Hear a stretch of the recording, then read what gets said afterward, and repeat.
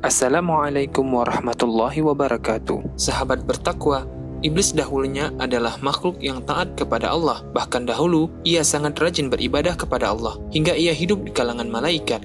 Iblis terus beribadah dan taat kepada Allah, sama seperti para malaikat.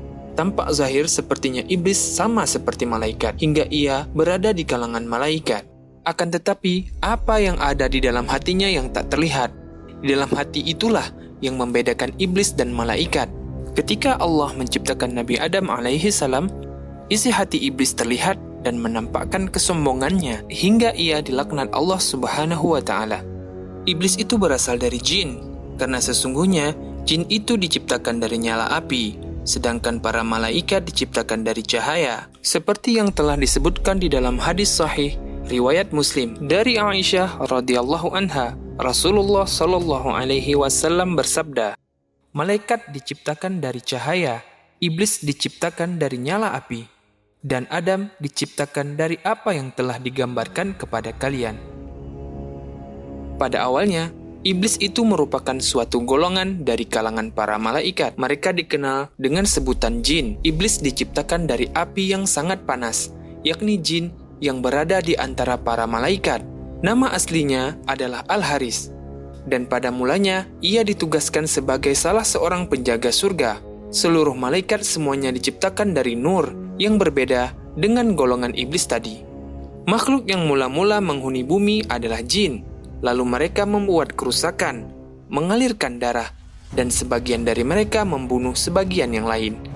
Maka Allah mengirimkan kepada mereka iblis bersama sejumlah pasukan dari para malaikat. Mereka yang diutus melakukan tugas ini dari kalangan makhluk yang dikenal dengan nama jin. Iblis bersama para pengikutnya dapat menumpas makhluk jin hingga mengejar mereka sampai ke pulau-pulau, di berbagai lautan, dan ke puncak-puncak bukit. Setelah iblis melakukan tugas tersebut, akhirnya dia merasa tinggi diri dan mengatakan, "Aku telah melakukan sesuatu hal yang belum pernah dilakukan oleh seorang pun."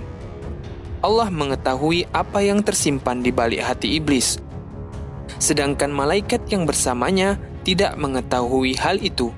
Allah Subhanahu wa taala berfirman kepada para malaikat yang pernah diutusnya bersama iblis, "Sesungguhnya aku hendak menjadikan seorang khalifah di bumi itu." Maka para malaikat menjawabnya, "Mengapa engkau hendak menjadikan khalifah di bumi itu orang yang akan membuat kerusakan padanya dan menumpahkan darah, seperti kerusakan yang pernah dilakukan oleh makhluk jin, dan banyaknya darah mengalir karena perbuatan mereka, padahal sesungguhnya kami diutus untuk menumpas mereka."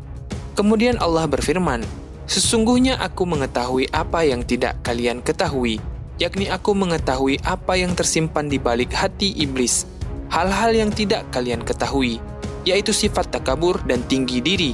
Lalu Allah memerintahkan agar dihadapkan kepadanya tanah liat untuk menciptakan Adam. Kemudian tanah itu dihadapkan kepadanya, maka Allah menciptakan Adam dari tanah liat, yakni tanah liat yang baik, berasal dari lumpur hitam yang diberi bentuk dan berbau tidak enak. Sesungguhnya pada mulanya dari tanah, kemudian menjadi tanah liat yang diberi bentuk.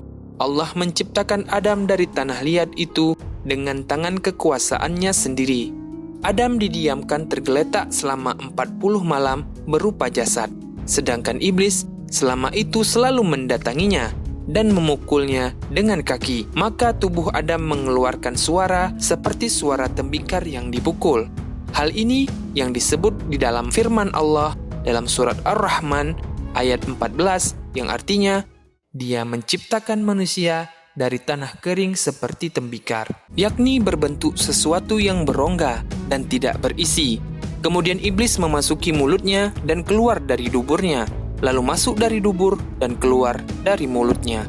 Selanjutnya iblis mengatakan, "Kamu bukanlah sesuatu untuk dibunyikan, dan karena apakah kamu diciptakan? Seandainya aku menguasaimu, niscaya aku akan dapat membinasakanmu. Dan seandainya kamu dapat menguasaiku, niscaya aku akan membangkang terhadapmu."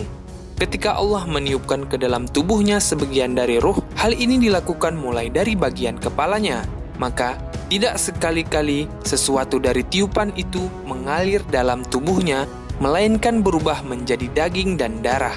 Ketika tiupan sampai pada bagian pusar, maka Adam memandang ke arah tubuhnya dan ia merasa kagum dengan apa yang ia lihat pada tubuhnya.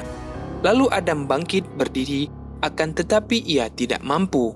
Hal ini yang dimaksud oleh Allah dalam firman-Nya, surat Al-Isra ayat 11. Dan adalah manusia yang bersifat tergesa-gesa. Yang dimaksud terburu-buru ialah tidak mempunyai kesabaran dalam menghadapi kesukaran dan juga kedukaan. Setelah peniupan roh ke dalam tubuhnya telah selesai, maka Adam bersin, lalu mengucapkan, Alhamdulillahirabbil alamin. Ucapan itu melalui ilham dari Allah Subhanahu wa Ta'ala.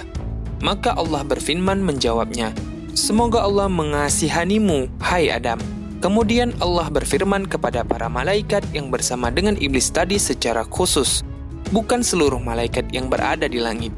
Allah berfirman dalam surat Al-Baqarah ayat 34 yang artinya, dan ingatlah ketika kami berfirman kepada para malaikat, sujudlah kamu kepada Adam, maka mereka pun sujud kecuali iblis. Ia menolak dan menyombongkan diri, dan ia termasuk golongan yang kafir. Iblis enggan bersujud sebagai penghormatan kepada Adam karena kesombongannya, padahal Allah yang telah memerintahkannya sujud.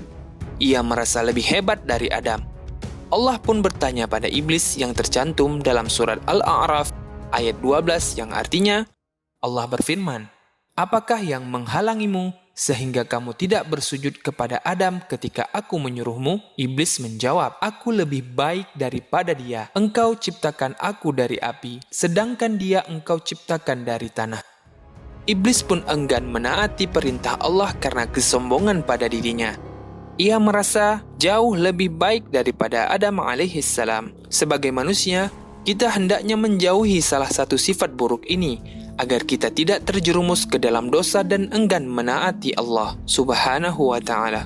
Allah berfirman mengingatkan anak-anak Adam akan permusuhan iblis kepada mereka dan kepada kakek moyang mereka sebelum mereka, yaitu Nabi Adam alaihissalam. Hal ini difirmankan oleh Allah Subhanahu wa Ta'ala seraya mengingatkan kepada sebagian dari mereka yang mengikuti iblis dan menentang Tuhan yang menciptakan dan yang melindunginya. Padahal dialah yang memulai menciptakannya dan berkat kelembutannya dia memberinya rezeki dan makan. Tetapi sesudah itu justru dia berpihak kepada iblis dan berbalik memusuhi Allah. Untuk mengingatkan hal tersebut, Allah Subhanahu wa Ta'ala berfirman dalam surat Al-Kahfi ayat 50 yang artinya, ingatlah ketika kami berfirman kepada malaikat, sujudlah kamu kepada Adam, maka mereka pun sujud kecuali iblis. Dia adalah dari golongan jin, maka dia mendurhakai perintah Tuhannya. Pantaskah kamu menjadikan dia dan keturunannya sebagai pemimpin selain aku? Padahal mereka adalah musuhmu. Sangat buruklah iblis itu sebagai pengganti Allah bagi orang yang zalim. Sudah sepatutnya kita terus berusaha menjauhi apapun bisikan iblis yang ingin menyesatkan kita. Dan semoga kita terhindar dari sifat sombong yang justru membuat kita sengsara di hari kemudian. Semoga kisah ini bermanfaat. Wallahu a'lam bissawab. Wassalamualaikum warahmatullahi wabarakatuh.